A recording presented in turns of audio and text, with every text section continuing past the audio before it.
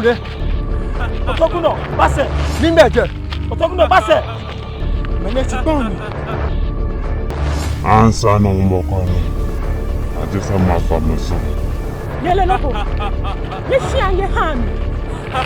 Ikele ba pe.